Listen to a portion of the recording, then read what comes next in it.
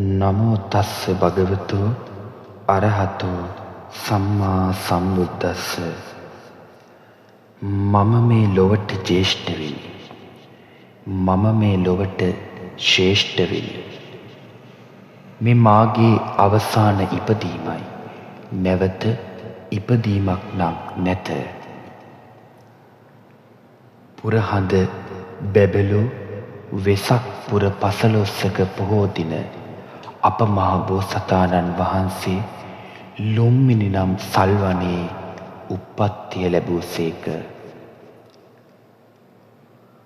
කාලය දීපය දේශය කුලය මව යන පස්මා බැලුම් බලා සම්බුද්ධත්වයේ සාක්ෂාත් කර ගැනීමට උපත්තිය ලැබීමට තීරණය කරන අප බෝසතාණන් වහන්සේ තම මෑණියන් විදියට මහාමායා දේවියත් පියාණන් හැටියට සුද්ධෝදන රජතුමාටත් දහව උප්පත්තිය ලබනවා. අසිත තවුසාන බෝසතාණන් වහන්සේගේ දෙහි ලක්ෂණ දැක කල්ප ලක්ෂ ගණනාවකට පසු පහළ වෙන ඒ මනුස්සත්වයේ ශ්‍රේෂ්ඨ යුග පෞරුෂය ප්‍රතිමූර්තිය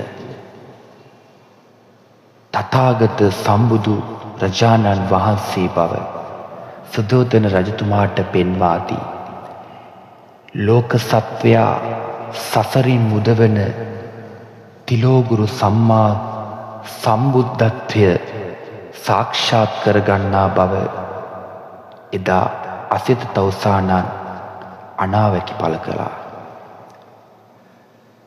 ලෝකයටම මුළු මහත් අර්ථයක් පෙන්වා දෙන බැවින් සිද්ධාර්ථ යන නමින් අප බෝසතාණන් වහන්සේ උපත්තිය ලැබුවා. යශෝදරා දේවිය තම ජීවිතයේ සහකාරී විදිහට තෝරාගෙන රම්‍ය සුරම්‍ය සුබ යන මාලිගාවන් වල කම්සප විඳිමින් වාසය කළා. මහල්ලෙක් ලෙඩෙක් මලමිනියක් පැවිදිරුවක් යන ජීවිතයේ යථාර්ථය පෙන්눔 කරන සතර පෙර නිමිති දැකීමෙන් අප බෝසතාණන් වහන්සේ ගීගේ කලකිරෙනවා.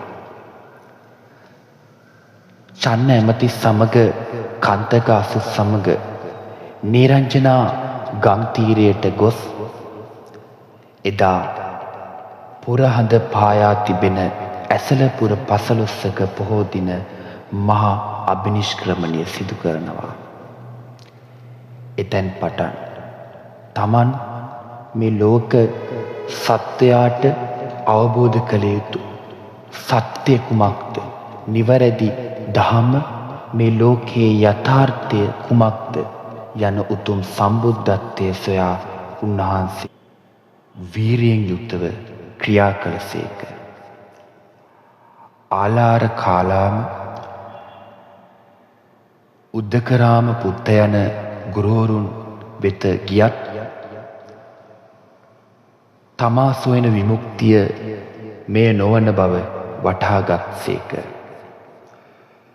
කොණ්ඩඤ්ඤ වප්ප බද්ධිය මහානාම අස්සජී යන මේ පස්වග මහණුන් සමගත් විමුක්තිය සෙවීමට උන්වහන්සේ වීරය කළත් තමා සොයන විමුක්තිය මේ නොවන බව, ශරීරයට අධික දුකදීමත් ශරීරයට අධික සැපදීමත් තමා හොයන විමුක්තිය නොවන බව වටහාගත් අප මහ බෝසතාණන් මධ්‍යම ප්‍රතිපදාව අනුගමනය කළසේක. එදා පුරහඳ පායා ඇති වෙසක් පුර 15ක පොහෝ දින දුනු ඊතල අවි ආයුධ අමෝරා රැගෙන පැමිණි තන්නා රති රඟා ඇතුළු දස බිම්බර මාරසෙනග පරාජය කොට උතුම් වූ සම්බුද්ධත්වය සාක්ෂාත් කරගත්සේක. මේ ලෝකයේ මිනිස් සිත පත් කළ හැකි ඉහළම මට්ටම වන බුද්ධත්වය අප බෝසතාණන් වහන්සේ සාක්ෂාත් කරගත්සේක. සම්බුද්ධත්වයෙන් පසුව මුළු මහත් ලෝකයාටම පරමාදර්ශයක් පෙන්වා දී කළගුණ සැලකීමේ පාඩම ලොවට පෙන්වා දී තමන් වහන්සේට සම්බුද්ධත්වය ලබා ගැනීමට උපකාර කරන්නට යෙදුන ජයශ්‍රීමා බෝසමිඳුන් වහන්සේට සතියක් මුළුල්ලේ ඇසිපිය නොහෙලා බලා සිට ගෞරව දැක්වූහ. කළගුණ සැලකීමේ පාඩම අපට බුදුපියාණන් වහන්සේ එතනදී පෙන්වා දුන්සේක. අවසානයේදී තමන්ට සම්බුද්ධත්වය ලබා ගැනීමට උපකාර කරන්නට යෙදුන ගුරුවරුන් සොයා ගියහ. ආලාර කාලාම උද්දකරාම පුත්ත යන ගුරුවරුන් එවන විටත් මිය ගොස් සිටි බැවින් තමාට දුෂ්කර ක්‍රියා කරන කාල සමයේ උපස්ථාන කරන්නට යෙදුන කොණ්ඩඤ්ඤවප්ප බද්ධිය මහානාම අස්සජී යන පස්වග මහණුන් වෙත ගොස් ප්‍රථම ධර්ම දේශනාව ධම්මචක්කපවත්තන සූත්‍රය දේශනා කළසේක. එතැන් පටන් චරත භික්ඛවේ චාරිකං බහුජන හිතාය බහුජන සුඛාය ලෝකානුකම්පාය යනාදී වශයෙන් ලෝක සත්වයාට හිතසුව පිණිස දහම් චාරිකාවේ හැසිරෙන ලෙස තම ශ්‍රාවකයාට අවවාද කළසේක.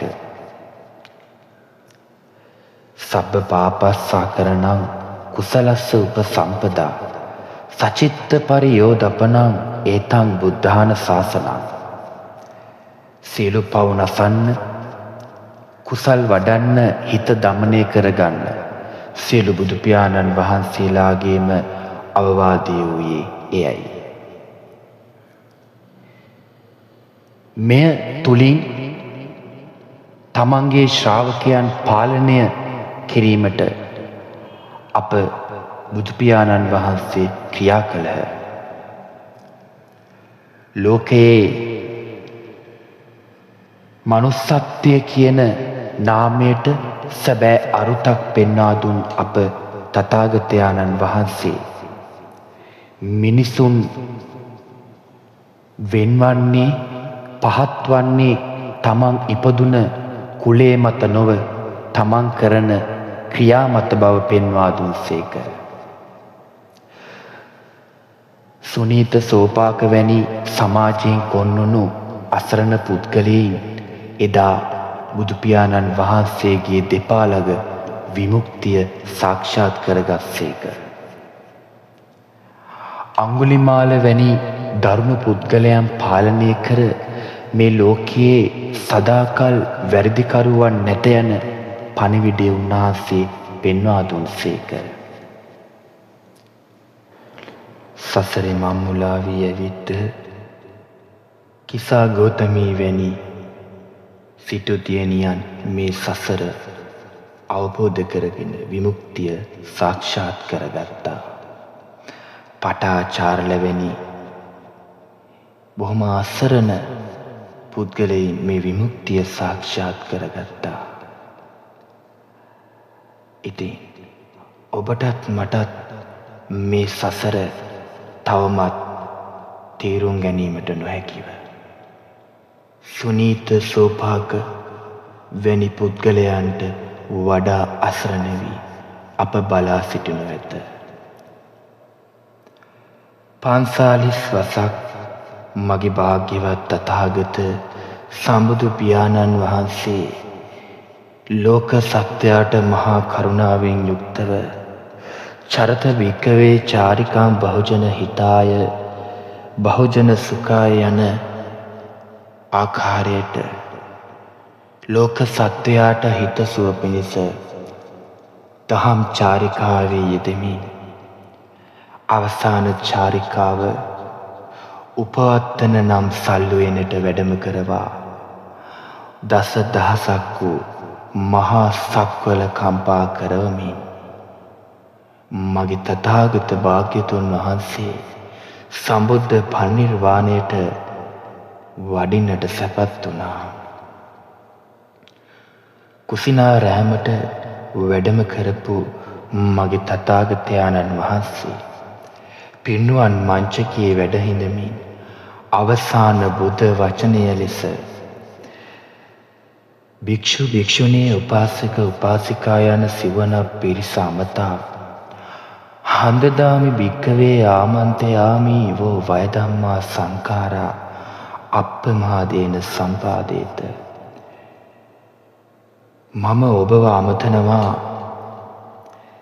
මේ ලෝකයේ සියලුම සංස්කාර ධර්මයන් ඇති වෙනවා පවතිනවා හැබැයි නැති වෙනවා.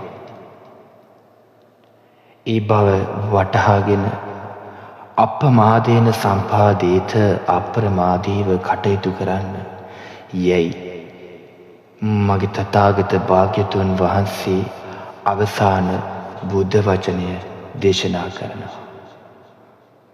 භාග්‍යතුන් වහන්සේ එදා වෙසක් පුර 15ක පොහෝ දිනයක මුළු මහත් දෙව් බැමුන්ගේ කම්පාවන් මැද මහා සක්වල කම්පා කරවමින් මගේ භාග්‍යවතුන් වහන්සේ පරිනිර්වාණයට සැපත් වුණා. භාග්‍යවතුන් වහන්සේ දේශනා කරපු දහමත් වසර 2000 ගණනාවක ප්‍රෞಢ ඉතිහාසයත් මහා ලොකුවට කියමින් අදටත් ඔබත් මමත් සසරේ අතරමං වෙලා බලා සිටිනවා. අම්බපාලිල වැනි සමාජයේ වැරදිකරුවන් නිවන් දැක්ක දර්ශනයක අඟුලිමාලල වැනි මිනිමරුවන් නිවන් දැක්ක දර්ශනයක සුනීත සෝපාකල වැනි අසරණේ නිවන් දැක්ක දර්ශනයක තවමත් ඔබත් මමත් ඇවිදමින් මේ සසරේ අතරමං වී බලා සිටිනවා. ඒ අතින් ඔබත් මමත් තවමත් මේ සසරේ කටෝරත්වය සහ බියකරුභාවය අවබෝධ කරගෙන නැත. අවබෝධ කරගන්න තාක්කල් සම්බුද්ධ දර්ශනය තුළ හොඳ නරක පින්පව් යන කොටස් හොඳ නරක පින්පව් යන දේවල් මනවින් අවබෝධ වී යහපත් ජීවිතයක් ගත කිරීමට යහපත් සමාජයක් දැක ගැනීමට ඔබටත් මටත් හැකි වේවා. තෙරුවන් සරණයි.